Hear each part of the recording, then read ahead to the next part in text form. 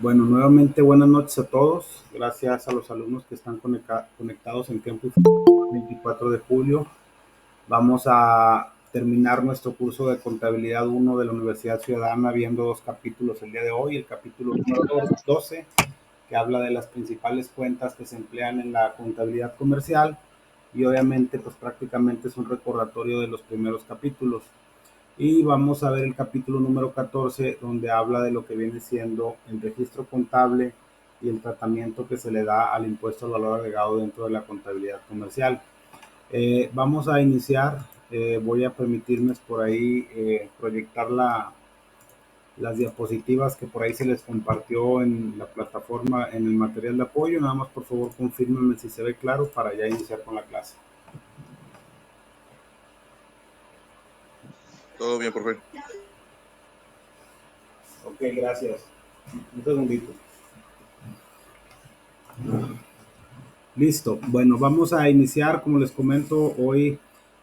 Más bien dicho, antes de iniciar voy a comentar lo siguiente. Estos son los últimos dos capítulos que vamos a ver de este curso de Contabilidad 1. Eh, Nada más así adelantándoles de manera muy genérica, la próxima semana no vamos a tener ya sesión de aprendizaje. La semana del 31 al 6 de agosto la vamos a aprovechar para hacer un repaso general de lo que viene siendo el curso, o más bien dicho, de lo que viene siendo la segunda parte del curso con los temas o los capítulos que se vieron después del examen parcial. Obviamente este repaso nos va a servir para lo que viene siendo nuestro examen final, que el examen final tentativamente va a ser en la semana del, permítanme un segundo, va a ser en la semana del 7 al 13 de agosto, para todos los alumnos de este curso.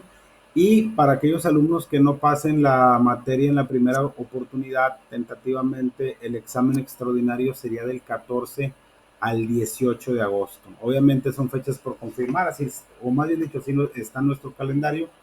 Y ya la próxima semana se abriría la sesión de repaso, que reitero, va a ser una sesión síncrona el lunes a las 9 de la noche, nada más para ver los capítulos, el repaso general, previo al examen parcial. Y los que no lleguen a aprobar la materia en la primera oportunidad, sí presentarían un examen extraordinario que estaría programado del 14 al 18. Aquí nada más comentarle, los alumnos, obviamente el examen final va a tener lo visto en la segunda parte del curso, y los que no lleguen a pasar en el examen extraordinario sí va a venir el total de lo que vimos en el curso. O sea, no, el examen extraordinario sí comprende todos los capítulos desde el 1 hasta el 14.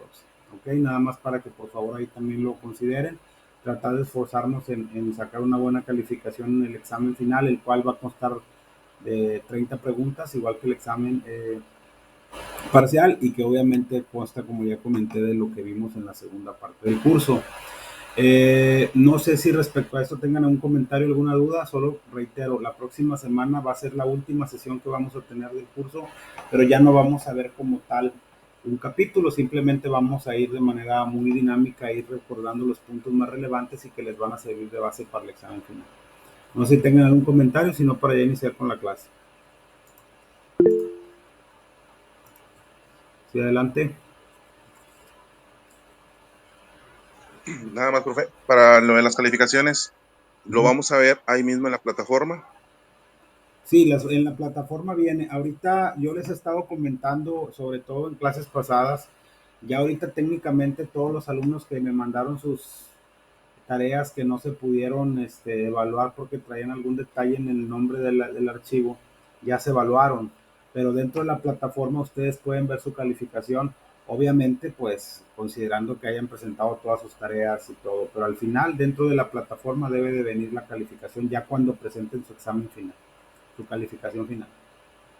Obviamente a lo mejor Perfecto, muchas ahorita gracias. vamos a suponer que traigas, te estoy hablando de un ejemplo, que traigas, y reitero, es un ejemplo, que traigas 5 puntos ahorita de calificación, nomás que hay que recordar que entre examen final, examen parcial vale 3.5, examen final vale 3.5, y, y las tareas y actividades, foros y actividades que encargamos en el curso valen 3 puntos, que te da tu ponderación de 10. Si ahorita vamos a suponer que traes 5, por decir, pues a lo mejor si pasas el examen parcial, pues vas a tener 8 de calificación. Es un ejemplo, ahorita todavía no puede estar completa la calificación hasta que ya presentes tu examen final. Obviamente, si tú cumpliste con todas tus tareas, sacaste 100 en el examen parcial o inclusive hiciste videos de puntos extra que se les comentó que era para aumentar el promedio, pues a lo mejor ahorita vas a traer 6.5 y si sacas 100 en el examen final, pues tu calificación, 10, perdón, tu calificación va a ser de 10, ¿ok? Ok, enterado. Ok, Muchas gracias. para servirte. Bueno, ¿algún otro comentario? Si no, ya para iniciar con la clase. Ninguno, bueno, vamos a empezar. Me comentan que sí se ve bien entonces la presentación, ¿verdad?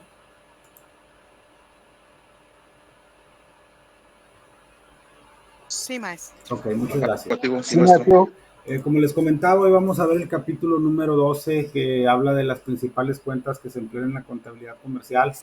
Esto va muy de la mano cuando empezamos a ver, y quiero hacerlo de manera de resumen para no. La presentación está muy completa en cuanto al número de diapositivas.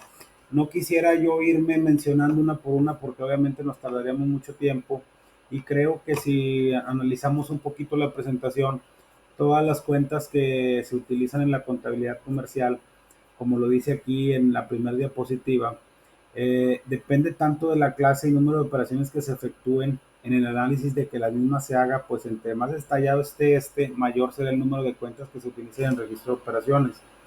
No hay regla que establezca el número exacto de cuentas que se deban emplear en el número de operaciones. Esto es importante, sí tiene mucha razón la literatura o la redacción de lo que viene siendo nuestro libro base, más sin embargo también les tengo que decir que eh, en términos generales, la mayoría de las cuentas son las mismas siempre. O sea, la cuenta de banco siempre se va a utilizar por más pequeña que sea la compañía, la cuenta de clientes si tiene operaciones de crédito, etcétera. Obviamente, si no tenemos operaciones a crédito, pues la cuenta de clientes no la vamos a utilizar. Yo siempre les he comentado que en la contabilidad comercial, en el ámbito contable, que aprovecho también para decirles, creo, no estoy muy seguro que la universidad ya va ustedes van para la carrera de licenciatura en informática administrativa, pero creo que ya va a aperturar la licenciatura en contaduría pública, cosa que me parece muy bien para los que somos contadores, ¿verdad?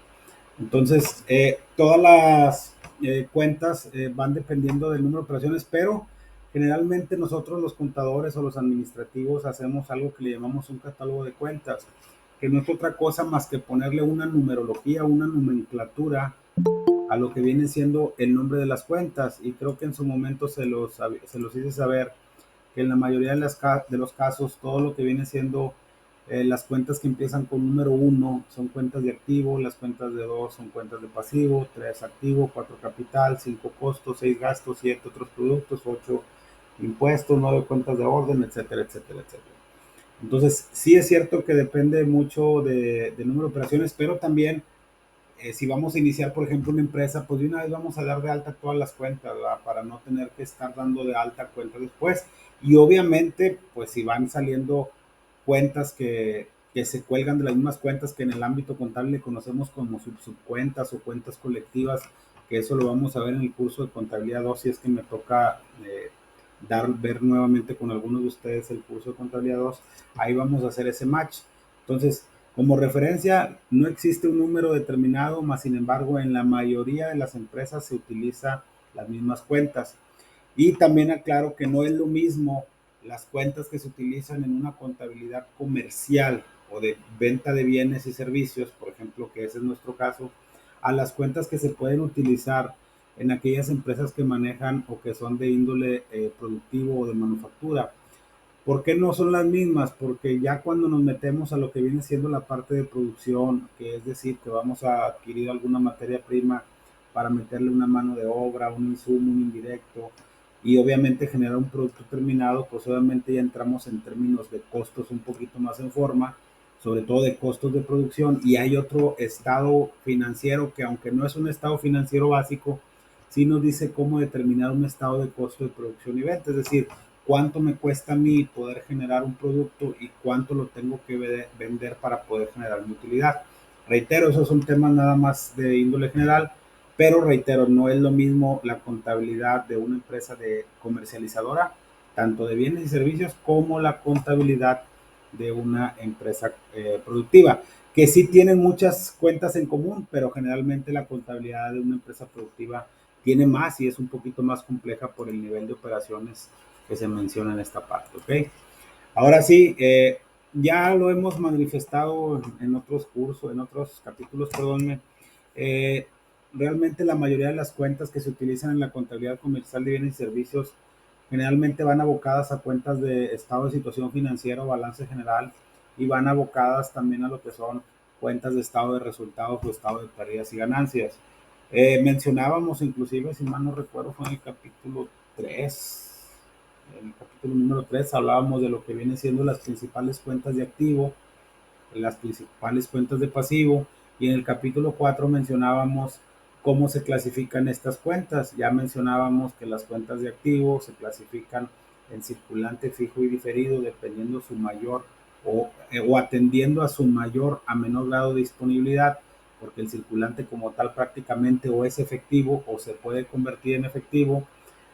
Mencionábamos que eran los activos fijos, que eran los activos diferidos, y el pasivo se clasifica también en circulante, pasivo circulante fijo diferido, solo que a diferencia de los bienes o derechos que son los activos, las cuentas por pagar o los pasivos o las deudas o obligaciones se clasifican de mayor a menor grado de exigibilidad. Es decir, con qué tanta premura tengo que yo pagar mis cuentas. Por eso es que se clasifican en el mismo sentido. Circulante, tanto activo como pasivo. Pasivo fijo, pasivo diferido, activo diferido. ¿Ok? Mencionando alguna de esas cuentas así de manera muy genérica, tenemos las principales cuentas de activo o derechos o bienes de las empresas, como son la caja, que representa todos los recursos en efectivo que tengo físicamente en el domicilio, en el establecimiento, en el negocio, como le quieran llamar. La cuenta de bancos, que la cuenta de bancos son todos los saldos o todos los bienes que tengamos depositado en una chequera con cualquier institución financiera dentro del sistema financiero nacional, y que obviamente e inclusive también esto es bien importante fiscalmente, sobre todo las personas físicas, bueno, ya ahorita todas las personas físicas con actividad empresarial, honorarios, arrendamiento, reciclo, inclusive personas morales, forzosamente tienen que tener aperturada una cuenta. ¿Por qué tienen que tener apertura una cuenta? Porque es la manera en la que nosotros, el fisco o el SAT o la Secretaría de Hacienda a través del SAT, puede monitorear nuestros movimientos. Aquí también menciono algo saliendo un poquito de la parte contable, que existen muchas regulaciones por parte de la autoridad fiscal para con nuestros ingresos o ver que no estemos evadiendo impuestos. Inclusive también hay una ley que es la ley antilavado, que habla de todos aquellos usos que se le tiene que dar al efectivo para poder que no haya circulante venido de alguna procedencia ilícita y que se blanquee a través de las empresas. Por eso es que ahorita está muy penado y es muy revisado por parte de la autoridad que todos los depósitos que se hacen en las cuentas de las empresas o de las personas físicas inclusive no sean en efectivo. Eh, si ahorita nosotros vamos, no sé, si alguno de ustedes ya está trabajando y tiene una cuenta de nómina y le depositan ahí su nómina de manera electrónica, le dan su recibo de nómina timbrado, pero si se fijan en pie, si alguno de ustedes hace depósitos en efectivo de manera muy frecuente, ahí eso es una alerta para la autoridad. Quiere decir, o una de dos, o que estás haciendo un mal uso de un recurso que no saben ellos de dónde viene, o simplemente no estás pagando impuestos porque estás recibiendo ingresos que no estás declarando. Entonces, esa cuenta de bancos es muy importante también para el ámbito administrativo, contable, porque ahí se regulan todos los movimientos de las empresas, pero también es muy importante para efectos de impuestos o efectos fiscales. Inclusive también reitero como comentario general, las personas morales no pueden pagar sus impuestos si no es a través de un portal bancario. Y las personas físicas con actividad empresarial también tienen que tener una cuenta bancaria. Sin embargo, las personas físicas sí podemos ir de manera directa a pagar nuestros impuestos a la ventanilla, a excepción de los negocios o personas morales, que son aquellas que están constituidas por dos o más socios. ¿Okay? La cuenta de mercancías, pues ya dijimos que son todo aquello que es sujeto a venta, es lo que nosotros compramos a nuestros proveedores y de lo cual vamos a revender para generar una utilidad.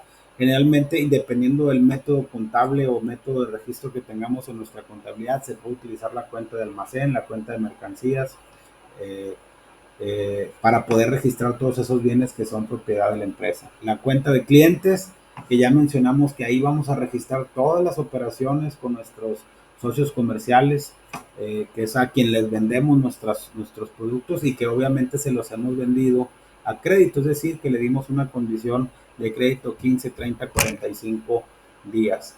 Aquí también es bien importante, reitero, sé que muchos de ustedes van para licenciatura en administración, otros van para licenciatura en informática administrativa, pero que conozcamos que cuando nosotros vamos a dar un crédito para un producto o servicio con nuestro cliente, obviamente nosotros tenemos que tener muy bien analizado si esa mercancía que compramos no tiene un costo desde el punto de vista financiero.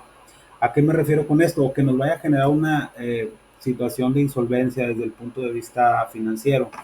Si nosotros compramos mercancía a crédito para venderle a nuestros clientes a crédito, mi sugerencia es que paguemos lo más tarde que se pueda la mercancía al proveedor, pero cobremos lo más pronto que se pueda la mercancía al cliente. ¿Qué quiero decir con esto?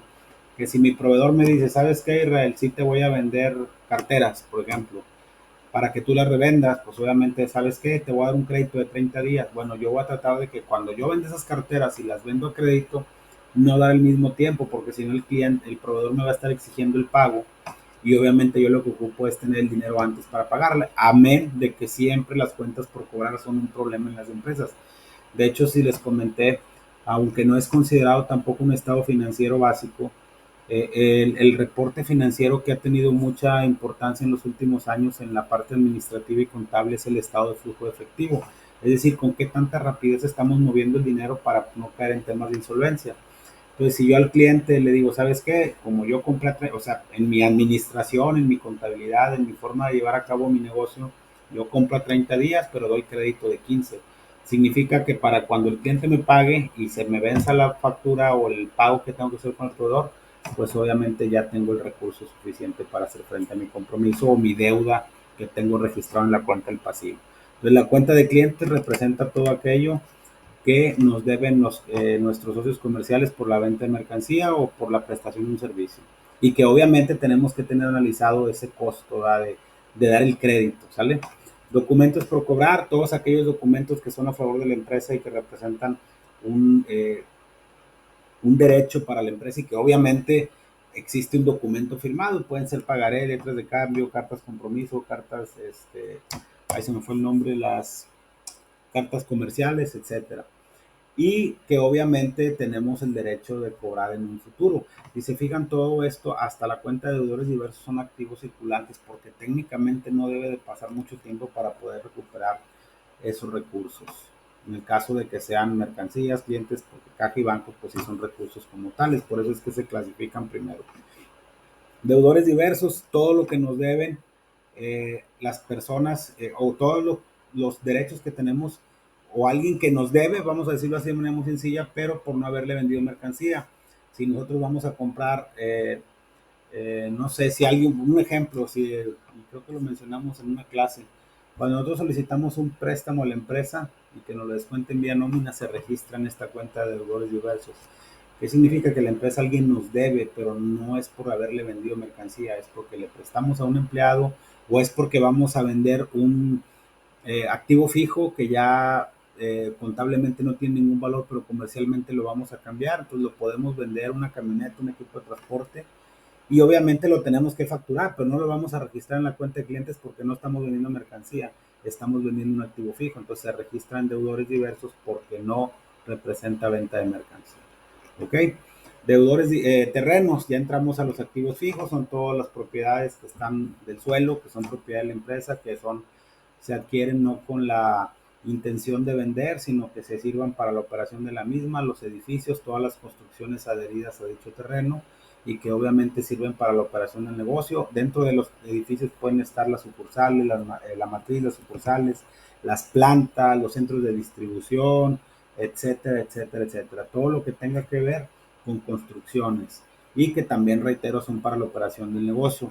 Mobiliario y equipo, todo lo que viene siendo sillas, escritorios, mamparas, todo lo que siendo mobiliario que sirve tanto para la administración como para la parte comercial, que si recuerdan lo mencionamos dentro del estado de resultados que hay gastos de administración y gastos de venta. Entonces, todo lo que es mobiliario se tiene que registrar así y obviamente pues tenemos que tener mobiliario para poder operar. Pues imaginen, si no tuviéramos escritorios donde trabajar, pues obviamente no estaría bien la operación de la empresa. Equipo de entrega o equipo de reparto. Si ven, por ejemplo, las camionetas de Telmex, la camioneta de CFE, las camionetas de Coca-Cola, de Ternium, etcétera, todo eso es equipo de transporte, es equipo de reparto, equipo de entrega. Los carros de los ejecutivos, los que tienen las empresas, pues obviamente forman parte de ese equipo de transporte. Su función principal, pues, es distribuir el producto o servicio, no el servicio, el producto que vamos a vender, el bien.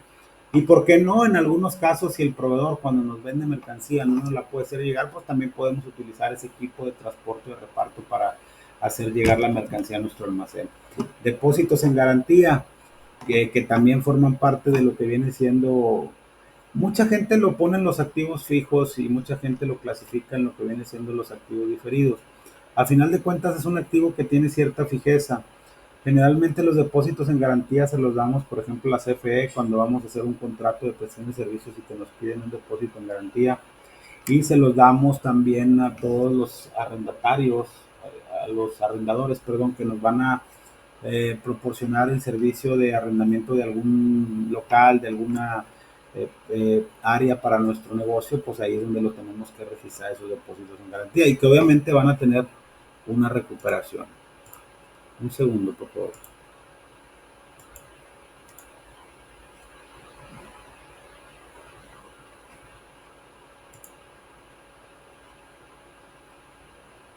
¿Quién anda arriba?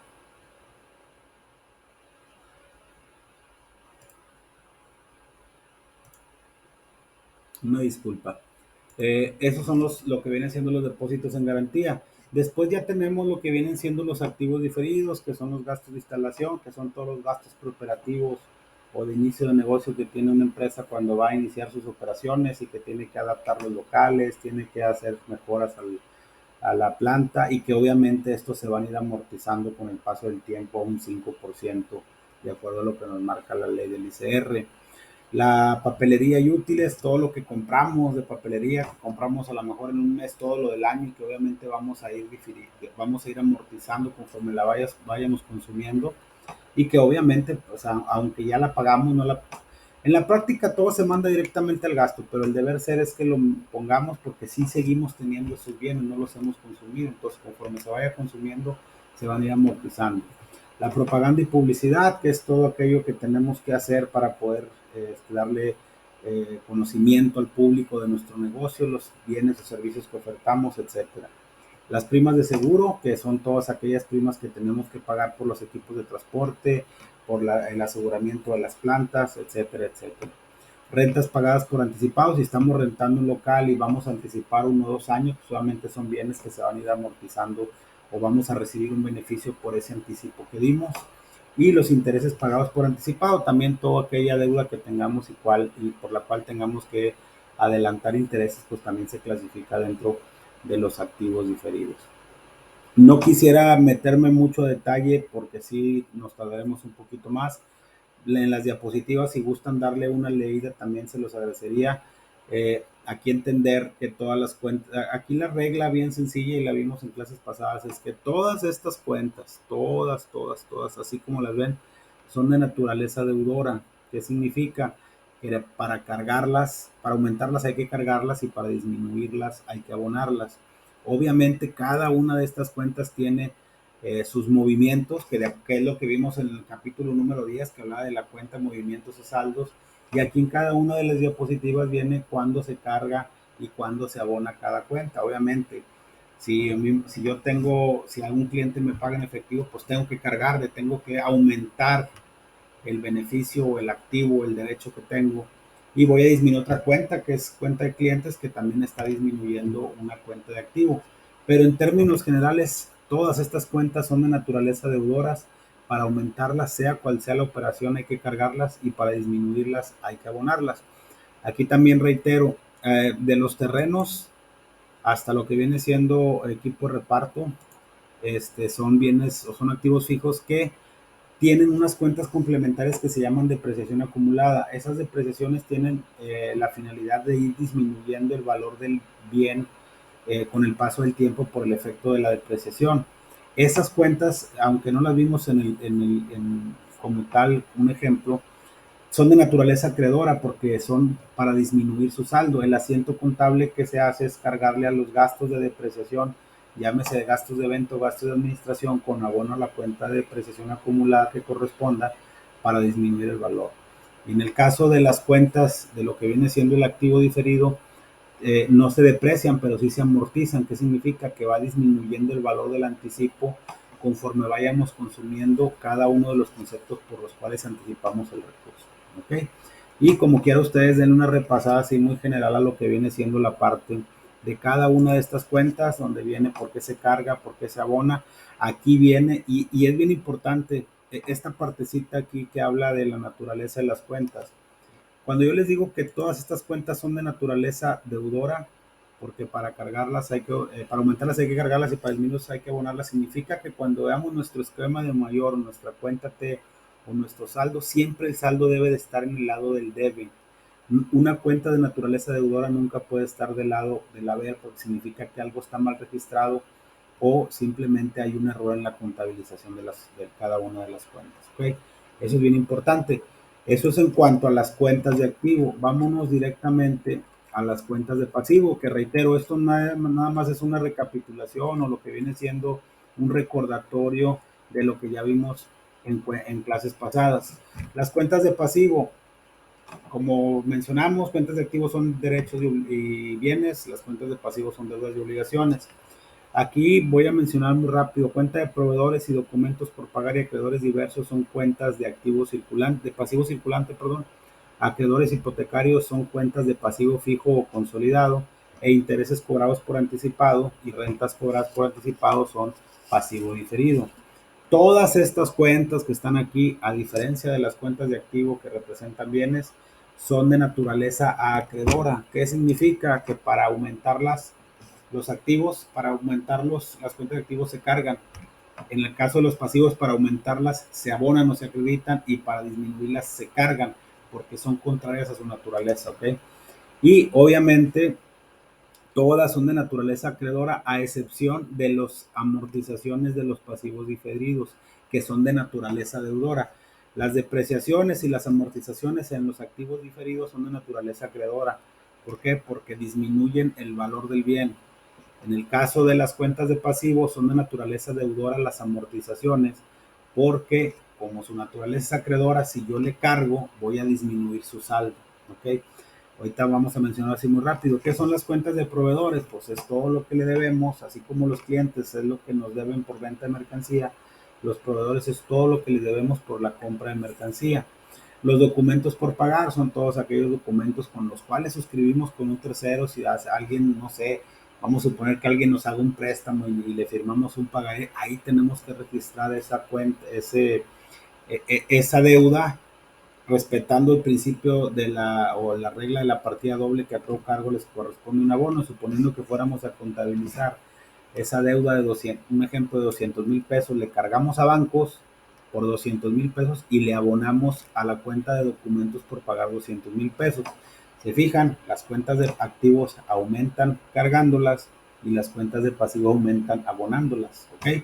Reitero, esas son operaciones ya que se hacen en la contabilidad normal, pero es importante que sepan sobre todo la naturaleza de las cuentas.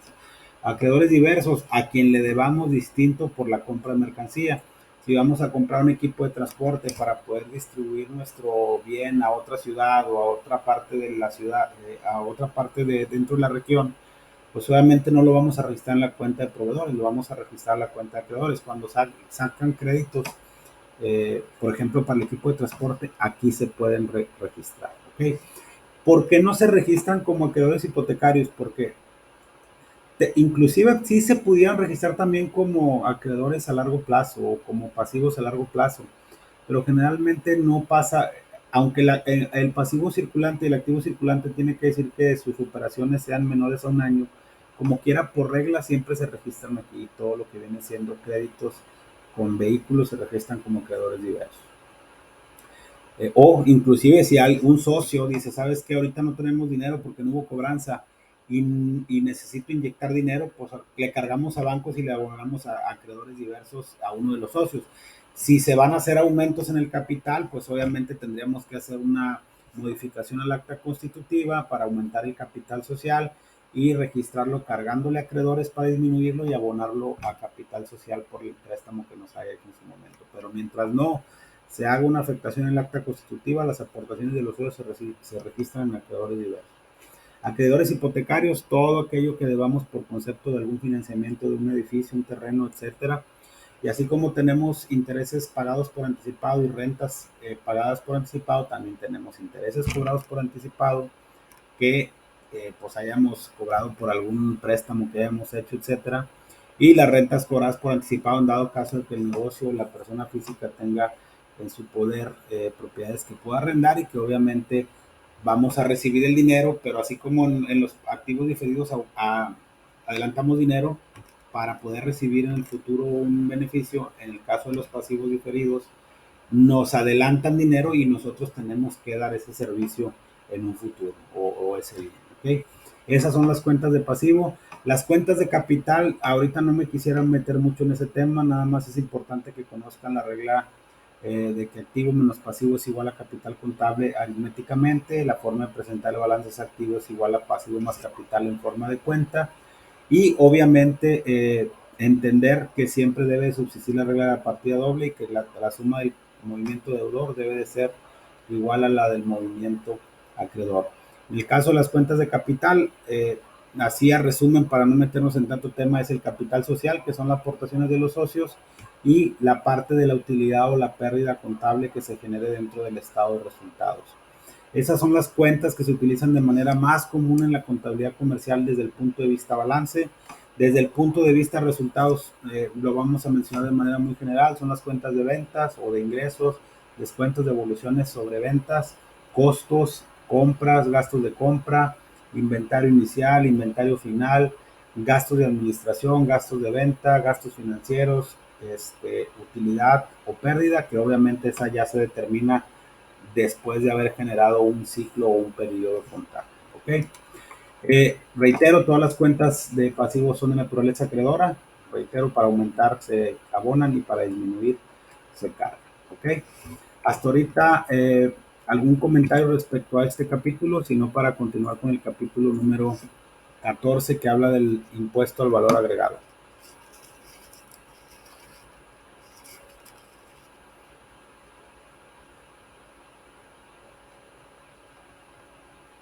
Okay. Todo bien, maestro. Gracias, muy amable. Vamos a continuar. Bueno, aquí dice capítulo 12, pero realmente es capítulo 14, ¿verdad? Y el otro es el 12. Lo que pasa es que anteriormente utilizábamos otra versión del libro, pero ya en la versión que nosotros llevamos para este curso, pues obviamente es el capítulo 12 y 14. ¿No? Vamos a hablar del registro contable del IVA. También aquí quisiera irme de manera muy general. Todos hemos escuchado el concepto del IVA.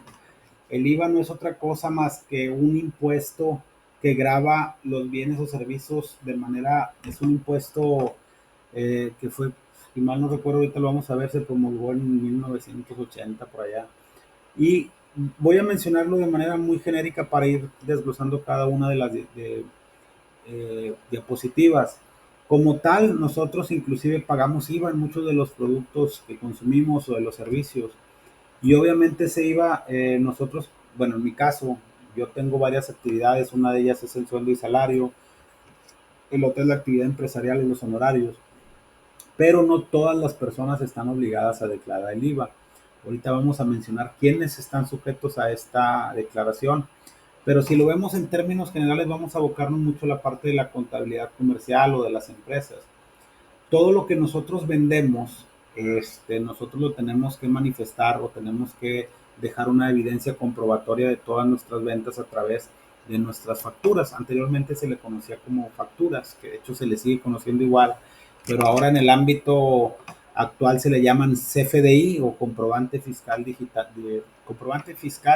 por internet, que no es otra cosa que cuando nosotros timbramos una factura. También para ustedes que van en informática es bien importante que sepan esto. Cuando las empresas, hay una metodología que utilizó una forma de fiscalizar un poquito más a las empresas por parte del SAT, que es la famosa contabilidad electrónica. Esa contabilidad electrónica al SAT le dice qué operaciones estamos teniendo con nuestros clientes, con nuestros proveedores, con nuestros acreedores, con nuestros deudores, etcétera. Sobre todo cuando hacemos operaciones que representan, valga la redundancia, operaciones con nuestros socios comerciales, es decir, clientes y proveedores. Recuerdan que vimos que son eh, el, ahora sí que los principales socios de una empresa, ¿va? Socios comerciales. Si nosotros vendemos una factura en automático, y esto es bien informático, se genera, hay algo que se le llama PAC, que es proveedor autorizado certificado por parte del SAT para llevar a cabo los timbrados. Nosotros en nuestro sistema tenemos que mandar una línea con ese PAC para que el PAC timbre la factura y ese timbre en automático le llega al SAT. Entonces, cuando nosotros hacemos una factura, el SAT ya sabe qué vendimos, cómo lo vendimos, si lo vendimos a crédito, si lo vendimos de contado, si nos pagaron con efectivo, si nos pagaron con transferencias, si nos pagaron con cheques, si nos con tortibonos, etcétera. Entonces, todas esas facturas al final de un periodo contable, obviamente hay actos o actividades que graban para el IVA. Ahorita vamos a ver cuáles son las exenciones y cuáles no, o cuáles son tasa cero. Pero la tasa generalizada del IVA es del 16%. Voy a poner un ejemplo muy sencillo. Vamos a suponer que en el mes de junio, que ya se terminó, nosotros generamos facturas por 1 millón de pesos masiva, es decir, nosotros le vendimos a nuestros clientes 1 millón de pesos masiva. Desglosado como ustedes gustan, a unos 150, otro 40, etcétera, etcétera. ¿Qué significa? Y aquí algo bien importante, el IVA no forma parte del valor de los productos, ni de los bienes, ni de los servicios. El IVA es un impuesto y ahorita vamos a ver cómo se determina. Yo facturé en junio 1 millón masiva, es decir, 1.160.000. La suma de todos mis subtotales más mis IVAs me va a dar 1.160.000. Pero así como yo facturé, también hubo gente que me facturó a mí, mis proveedores, mis acreedores, y en el mes también me facturaron 1 millón, por poner el mismo ejemplo, ¿va?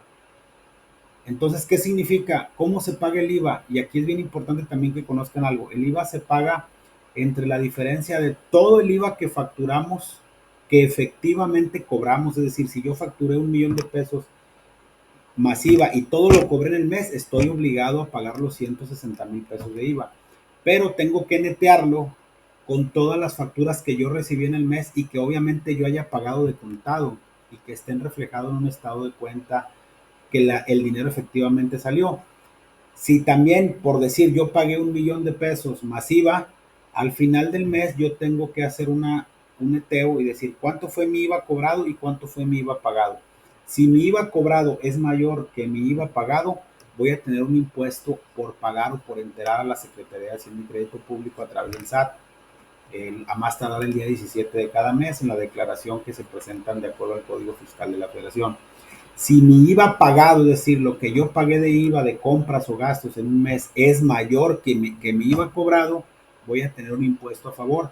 También lo presento en una declaración, pero no hago ningún pago, nada más manifiesto que tuve un impuesto a favor. Ese impuesto a favor yo lo puedo acreditar después, suponiendo que, no sé, vamos a suponer que yo haya dicho, me quedó un impuesto a favor de 80.000 pesos, suponiendo ya el neto entre lo cobrado y lo pagado. Si en el mes de julio vuelvo a hacer ese neteo y me sale a pagar 100.000 pesos, yo me puedo disminuir los 80 que traía a favor de junio y ya nada más pago 20. ¿Ok? Entonces, en términos generales, eso es el IVA. Es un IVA que es un impuesto que se calcula de esa manera, pero ahorita lo vamos a mencionar en cada una de las diapositivas. Pero quiero que entiendan el concepto de cómo se calcula y la importancia que tiene, ¿va? Sobre todo que ese es un impuesto que es muy regulado también para que grava el consumo y que obviamente nos dice que tenemos que estarlo manifestando de manera mensual en las declaraciones, ¿ok? Ahora sí vamos a entrar de lleno en las diapositivas. ¿Qué nos dice? Como les comentaba, fue fue publicada la ley el 29 de diciembre de 1978, perdón, de 1980, y sustituyó a un impuesto que, digo, ya estoy grande, pero no tanto, no me tocó el famoso impuesto federal sobre ingresos mercantiles. Y la ley del IVA determina que la tasa del gravamen es del 16%. Anteriormente, y también aquí hago una pausa, En la región fronteriza norte y en la región fronteriza sur, el IVA es del 8%. ¿Ok? Nada más dentro del territorio es del 16%. ¿Y por qué hago este comentario? Porque anteriormente la tasa del IVA en región fronteriza era del 10%. Y obviamente aquí en México era el 15%, en el interior, perdón.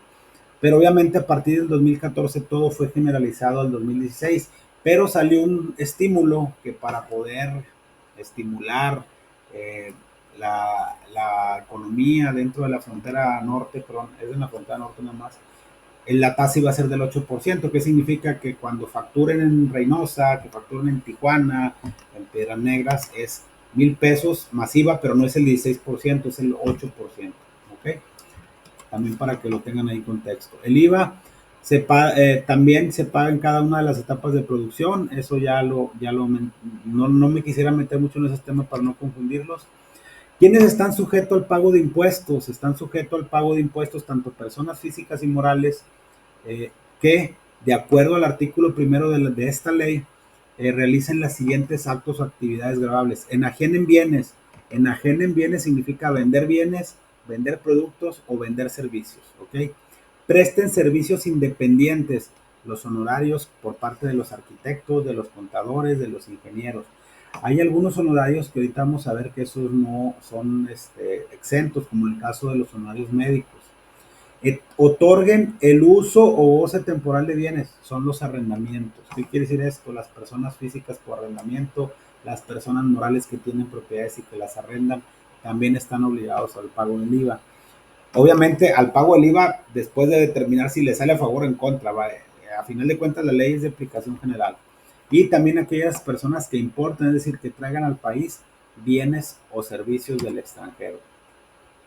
¿Qué es enajenar bienes? Consiste en toda transmisión de propiedad, aún en la que el enajenante se reserva el dominio del bien enajenado. Se considera que se efectúa al momento que efectivamente se cubren las contraprestaciones y sobre el monto de cada una de ellas. Es decir, vendo hasta que se cubra la contraprestación, hasta que la cobro, hasta que la pago. ¿Ok? Venta, donación o cesión del derecho del dominio que tiene sobre un bien o una propiedad. También transmisión de la propiedad por causa de muerte, donaciones, etcétera. Pero eso en términos generales significa transmitir la propiedad de un bien. Eso significa enajenar bienes.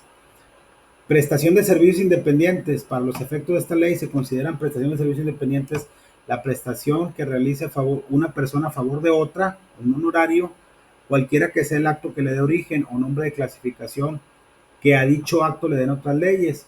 También el transporte de bienes personas y bienes, el seguro, el afianzamiento, el refinanciamiento, el mandato, la comisión, la agencia, la representación, la correduría, la consignación y la distribución, que muchos de estos temas, sobre todo el tema de la comisión y consignación, lo vamos a ver en el curso de contabilidad 2, la asistencia técnica y la transferencia de tecnología y toda obligación de dar o no dar, de no hacer o de permitir asumida por una persona física en beneficio de otra, siempre que no esté considerada por esta ley como enajenación o uso temporal de bienes en el caso de los arrendamientos. Excepción a los sueldos y salarios de ciertos honorarios. Nosotros como asalariados estamos, bueno, en mi caso que soy asalariado, estoy obligado a contribuir el gasto público a través de un ICR, que en los recibos de nómina que nos tienen también ahí como ICPT, que significa Impuesto sobre la Producción del Trabajador. Ese, como tal, pues yo no voy a pagar IVA como asalariado, ¿verdad? O sea, no estoy obligado. Entonces, no se considera prestación de servicios personales independientes lo que se realiza de manera subordinada mediante el pago de una remuneración, es decir, el pago de un servicio por parte de un patrón, ni los servicios por los que se perciban ingresos de la ley del impuesto sobre la renta que asimile dicha remuneración. Habla de los asimilados a sueldos. También uso o goce temporal de bienes, el arrendamiento, que ya lo mencionamos, el usufructo y cualquier otro acto independientemente de la forma jurídica en que el efecto utilice, por lo que una persona permita a otra usar o gozar temporalmente de bienes tangibles a cambio de una contraprestación, es el arrendamiento. Importación y exportación de bienes, se considera la importación a la introducción al país de bienes, la adquisición por personas residentes en el país de bienes tangibles enajenados por personas no residentes en él. el uso o goce temporal en territorio nacional de bienes tangibles proporcionados por personas no residentes en el país. También esto es gravable para efectos del impuesto al valor agregado. ¿Qué está exceptuado? ¿Cuáles son las excepciones del IVA? No pagamos IVA por medicamentos, que aquí son, más que excepciones, son exentos, están exentos del IVA. Es los medicamentos, el agua no gaseosa compuesta, los vegetales que no hayan sido industrializados, o sea, la verdura que compramos y eso no grava IVA, pero si ya la compramos en lata, pues ya trae el impuesto al valor agregado. La joyería, los libros y la revista. ¿Cuándo se causa el impuesto? En la prestación de servicios se tendrá la obligación de pagar el impuesto en el momento en que se cobren efectivamente las contraprestaciones y sobre el monto de cada una de ellas. Ojo, esto no nada más para la prestación de servicios, también cuando enajenemos bienes es el mismo caso.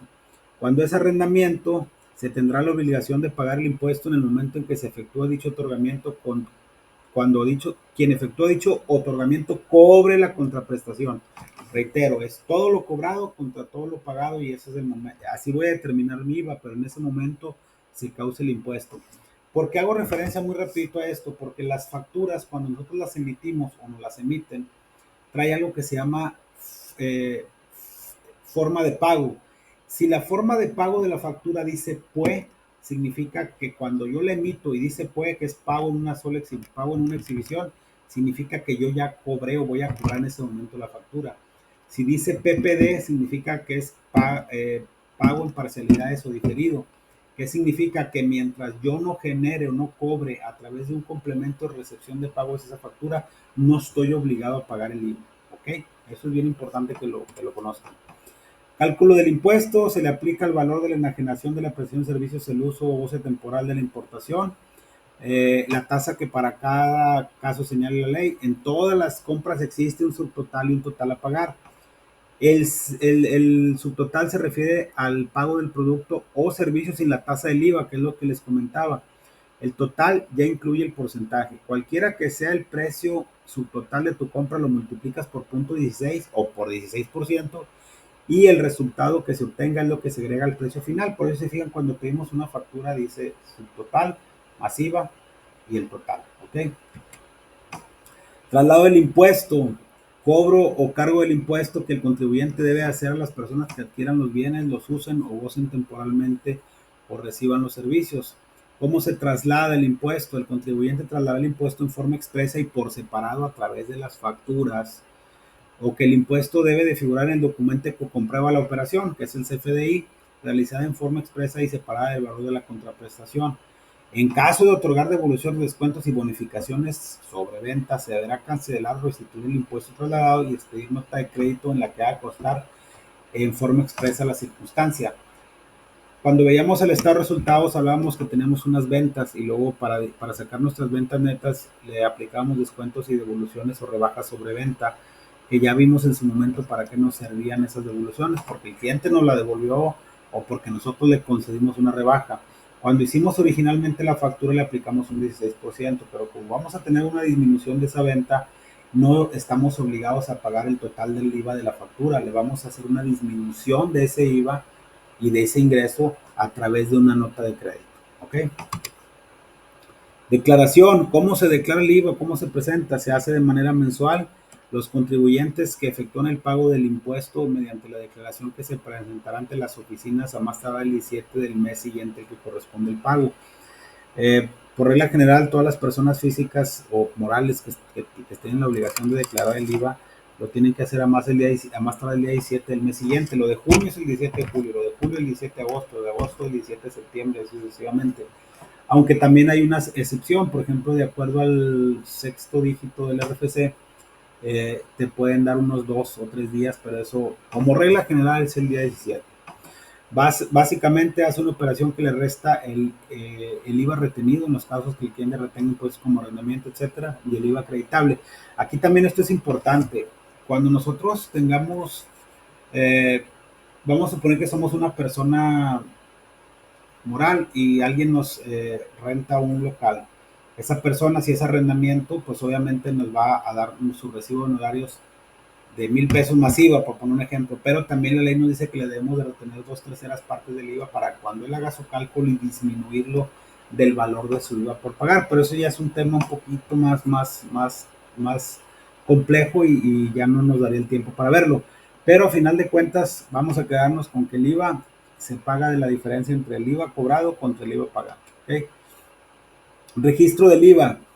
Para llevar un control tenemos que hacer dos cuentas. La cuenta, aunque no lo mencionamos ahí en lo que viene siendo las cuentas de activo, también hay una cuenta que se llama impuestos a favor dentro del activo circulante. ¿Por qué es circulante? Porque los impuestos se tienen que pagar en el mes siguiente. Por eso son de rápida circulación.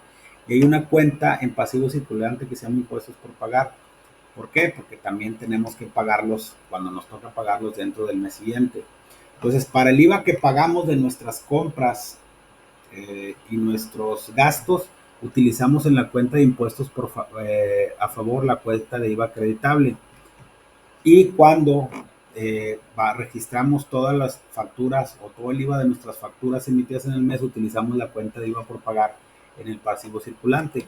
Al final, la cuenta IVA por pagar, ya dijimos, es de naturaleza acreedora y se abona del valor del contribuyente, del IVA que el contribuyente le traslada, le carga o cobra a los clientes a través de sus facturas. La cuenta de IVA acreditable es lo que nosotros vamos a cargar porque es de naturaleza deudora de todos los gastos, de lo que nos trasladen a nosotros por las compras y los gastos.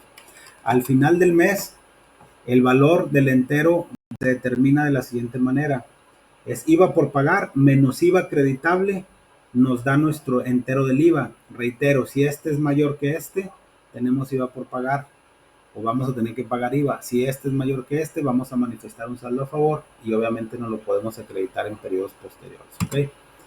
Y aquí son unas operaciones que se hicieron de compras, otras de devoluciones, otras de ventas, otras de devoluciones. Y si vemos este ejemplo así de sencillo, tenemos aquí, por ejemplo, un saldo de IVA acreditable de 32,190 contra un saldo de IVA por pagar de 39,300. Como el IVA por pagar es mayor que el IVA acreditable, vamos a tener un impuesto a pagar por 7,110.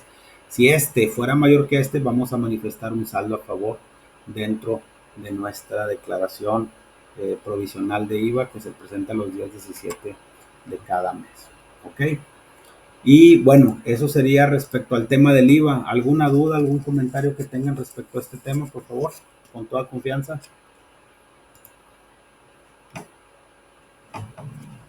Buenas noches, maestro. Sí, buenas noches. Mire, tengo una duda, por ejemplo, bueno, un ejemplo en mi caso, ¿no? Si, por ejemplo, llevo a mi hijo al dentista y tengo que facturar porque soy persona física o no. Y si Eh, la pers- y si es así, ¿pagaría impuesto en el siguiente mes o cómo sería eso? a ver, otra vez. ¿Usted bajo qué régimen tributa? Es persona física. Sí, pero ¿usted es persona física con actividad empresarial, honorarios o por salarios? No, todavía no hago ese cambio, por ejemplo, yo todavía no, apenas iba a ir hoy a checar eso.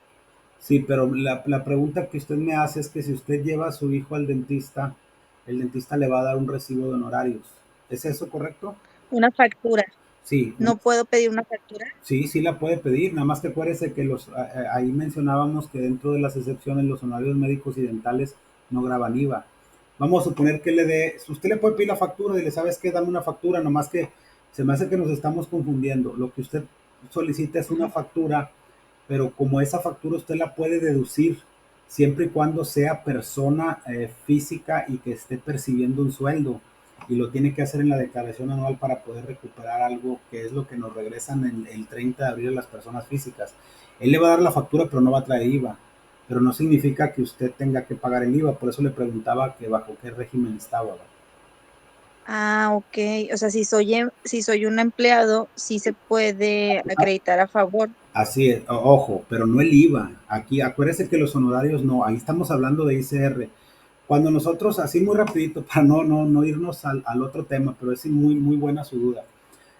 Si yo soy asalariado, yo tengo la opción la ley del ICR, no del IVA, me dice que yo, si gano más de 400,000 pesos al año, estoy obligado a presentar una declaración anual como persona física asalariada a más tardar el 30 de abril del año siguiente.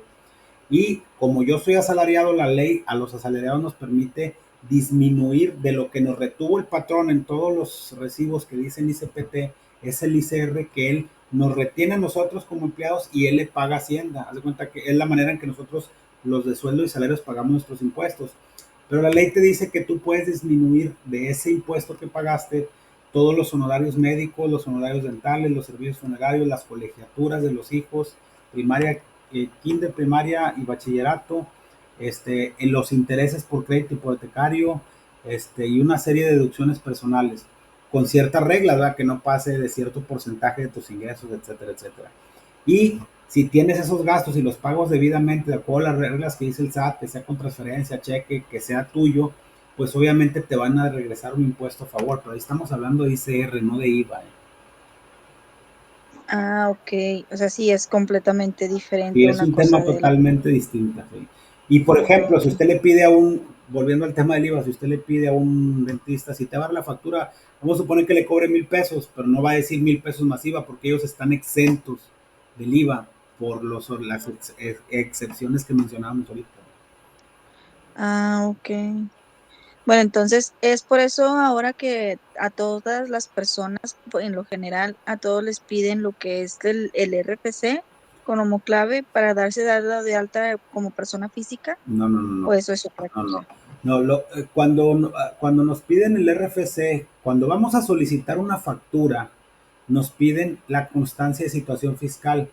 ¿Por qué? Porque para poder emitir la factura, quien nos va a emitir la factura tiene que tener tres datos que son bien importantes. El código postal, tiene que tener ¿cómo se llama? El nombre completo y tiene que tener el RFC. ¿Qué es lo que pasa? Que si usted le da un código postal distinto al que tiene registrado el SAT, la persona que le va a emitir la factura no se la puede emitir porque está mal.